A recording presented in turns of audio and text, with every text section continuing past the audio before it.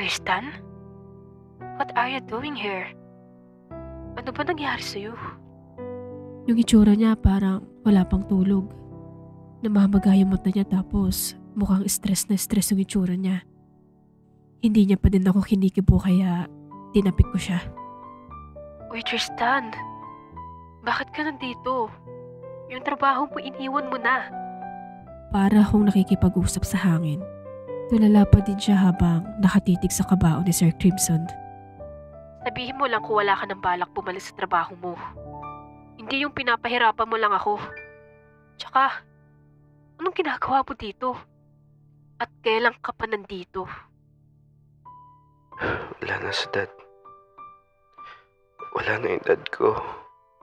Ano? Wait. What do you mean? Dad mo? Bigla naman siyang yumuko tapos iyak siya ng iyak. Maya-maya may lumapit sa kanyang may edad na lalaki.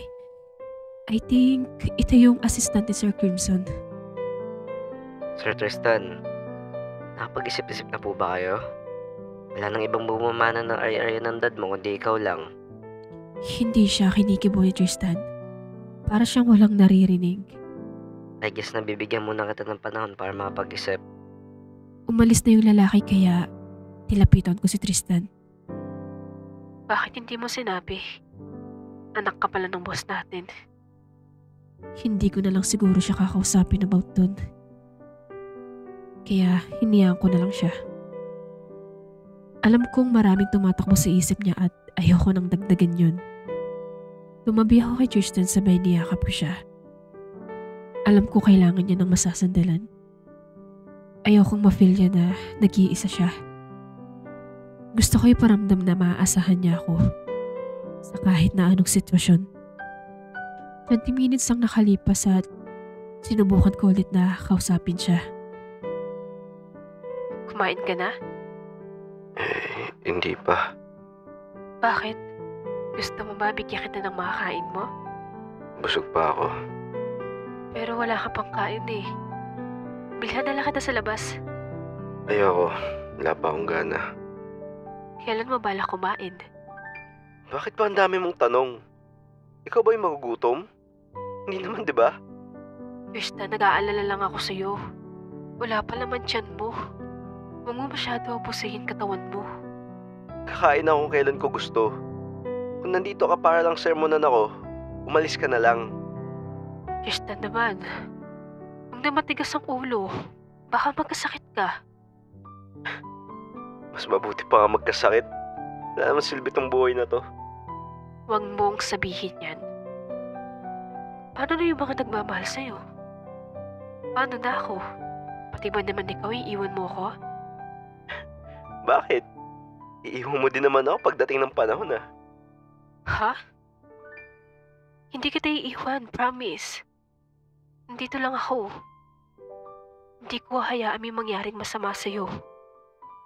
Makinig ka lang sa akin, Tristan. Gusto kong mapag-isa. Tumayo siya bigla at ang akala ko lalabas siya. Pero tingin ko pumasok siya sa kwarto niya. Kailangan niya ng kasama. Alam ko. Paano na yung trabaho niya? As of now, hanggat hindi siya okay, ikaw muna pansamantala pumalit kay Tristan. Sige. Hayaan muna natin siya hanggang sa maging okay ang lahat. Alam ko mahirap sa kanya kaya siya nagkakaganyan. Hindi na din kami nagtagal ni Olivia kaya umuwi na kami.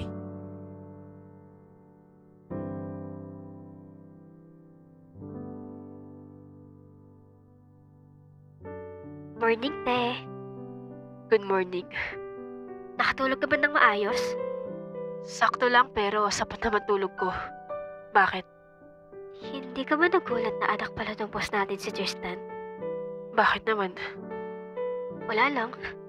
Hindi kasi halata na anak siya ng boss natin eh. Totoo lang, nagulat ako nung nalaman ko. Madami akong tanong nun pero hindi ko na lang tinuloy. Ayoko na kasi dagdagang problema niya, baka makasama pa. Wala ka bang na-feel na galit? Meron. Pero kita mo naman itsura niya, di ba? Parang ang disrespect lang for him ko, aawayin ko siya. moment niya yun. Sa bagay, hindi niya ba nabanggit yun sa'yo? Hindi. And I think na wala talaga siyang balak na sabihin sa akin. Isa yun sa tanong ko kung bakit niya tinago. Naka-overthink lang na baka hindi lang yun yung tinatago niya sa akin. Marami pa. Baka natatakot magsabi since nagtatrabaho ka sa company na dad niya. Hindi reason yun, Olivia. Kahit ano pa yan dapat sinasabi niya pa din. Ano yun? All this time niloloko niya lang ako? Antay mo maging okay, te. Tsaka mo rest baka ng question and answer. Tara, work na tayo.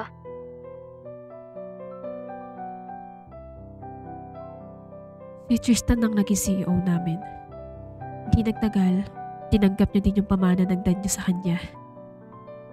Pansin ko nga pagbabago sa kanya eh. Madalas suminit ang ulo niya. At gusto niya din mapag-isa. Basta-basta din siya nagdidesisyon na tingin ko na ikakalugi ng company namin. Idagdag mo pa yung mga empleyado niya na nagre-retire na dahil sa padalos-dalos na desisyon niya. Kasama ko ngayon si Tristan. Ako na ngayon ang assistant niya. Hawak ko yung envelope habang nasa likuran niya ako. Sinusundan ko siya kung saan siya magpupunta. Maya-maya may biglang bumangga sa kanya. Sorry, boss. Hindi ko po sinasadya. You're fired. Boss, bakit naman po?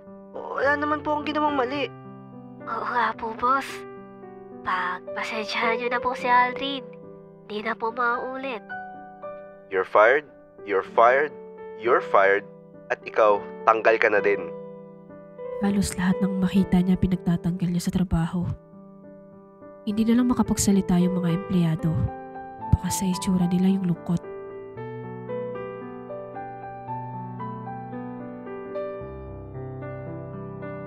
Kausapin mo si Tristan, te. Ako kinakabahan sa ginagawa niya sa buhay eh. Isipin mo yun kung sino-sino pinagtatanggal niya sa trabaho. Nakakaawa yung iba. Ang tagal-tagal na nila dito. Dahil lang sa isang iglap na wala yung pinaghirapan nila. I know. Nahirapan din akong kausapin siya. Kasi every time na makikipag-usap na ako sa kanya, pinipigilan niya ako. Tapos hindi niya kagad ako pinapatapos sa sasabihin ko. Kahit ako nahihirapan, Olivia. Ano nagagawin natin yan?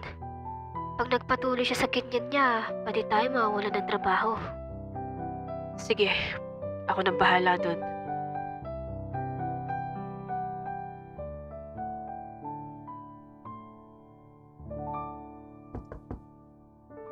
Sir Tristan, may ginagawa po ba kayo? Bakit? Kamusta po kayo? Pumunta ka dito para lang tanungin ako niyan? Sorry. Ang laki lang kasi ng pinagbago mo. Bakit bigla kang nagbago, Tristan? Nagbago ka simula nung nawala yung dad mo. Kung nandito ka lang para ipalala yung pagkawala ni Dad, umalis ka na lang. Hindi kita kailangan. Naririnig mo ba sinasabi mo? Tristan, hindi natutuwa ang dad mo sa ginagawa mo. Sinasayang mo lang pinaghirapan ng dad mo. Who are you to tell me that? Tristan, I like you. Gustong gusto kita una pa lang. Nasasaktan ako tuwing nakita ka nagkakaganyan.